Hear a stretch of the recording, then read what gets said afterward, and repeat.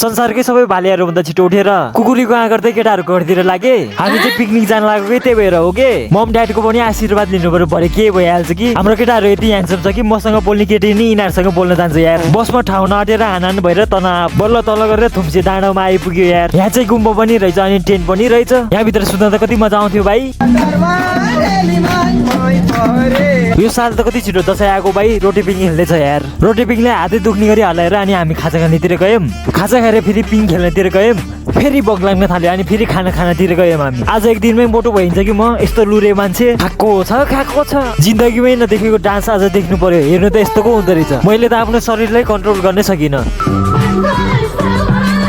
म त मोटाउनै सक्दिनँ यार। फेरि भातै सकियो। अनि त्यसपछि हामी कलेजमा पुगेर सबैजनालाई बाई गरेर लाग्यौँ केक किन्नको लागि। एकै 100 दिवसको दिनमै उसको बर्थडे पनि थियो, पिकनिक पनि थियो। सबैले ढिलो भयो भने ह्याप्पी बर्थडे टु यु भन्न नबिर्सिनु त। बर्थडे सेलिब्रेसन गर्नको लागि अर्को क्याफेतिर लाग्यौँ हामी। सुरुमा त हामीले पकवानमा गयौँ। अब चाहिँ हुन्छ स्टार्ट।